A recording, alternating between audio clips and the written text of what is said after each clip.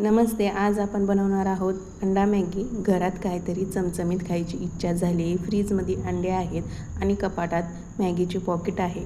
मग दुसरं काही विचार करू नका. आज मी तुमच्यासाठी घेऊन आलेले आहे फक्त 10 मिनिटात बनणारी, लहानांपासून मोठ्यांपर्यंत सगळीजण आवडीने खातील अशी ही रेसिपी. त्यामुळे व्हिडिओ अगदी लास्टपर्यंत नक्की पहा. चला वेळ वाया न घालवता रेसिपीला पटकन सुरुवात करूया.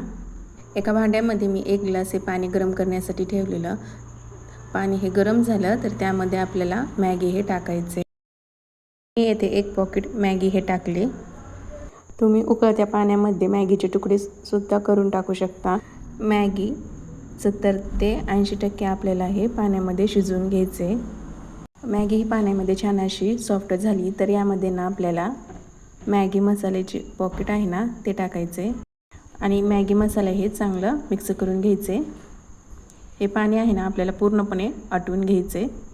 तोपर्यंत आपण नेक्स्ट प्रोसेस करूया. एका बाउलमध्ये 2 अंडी हे फोडून घ्यायचे.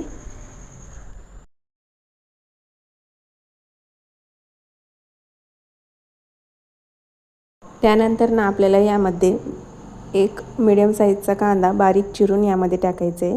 त्यानंतर मी येथे 5 हिरव्या मिरच्या बारीक कट करून यामध्ये टाकले. मिरच्याचे प्रमाण तुम्ही तुमच्या आवडीनुसार कमी जास्त करू शकता. त्याचबरोबर 1 सिमला मिरची ते बारीक चिरून ते सुद्धा मी यामध्ये टाकले. हे ऑप्शनल आहे, तुम्ही टाकू पण शकता किंवा स्किप पण करू शकता. त्याचबरोबर मी येथे गाजर 1 छोटी वाटी म्हणजे 1-2 चमचा गाजर हे बारीक किसून यामध्ये टाकून घेतले आणि यामध्ये लास्टला अर्धा चमचा मी येथे तिखट टाकते आणि अर्धा चमचा इतका यामध्ये मीठ टाकायचं आहे. पण लक्षात ठेवा मीठ हे थोडंसंच टाका, म्हणजे मॅगी बनवताना सुद्धा आपण मिठाचा वापर केलेला आहे. त्यामुळे आता हे ना हे चांगलं व्यवस्थित मिक्स करून घ्यायचे. हे चांगलं व्यवस्थित मिक्स करेपर्यंत येथे आपली मॅगीसुद्धा रेडी आहे. तर एकीकडे मी पॅन हे गरम करण्यासाठी त्यामध्ये 1 चमचा इतका तेल हे टाकले. तेल हे चांगलं गरम झालं तर यामध्ये आपल्याला आपण बनवून घेतलेले अंड्याचं बॅटर आहे ना या पॅनमध्ये टाकायचे.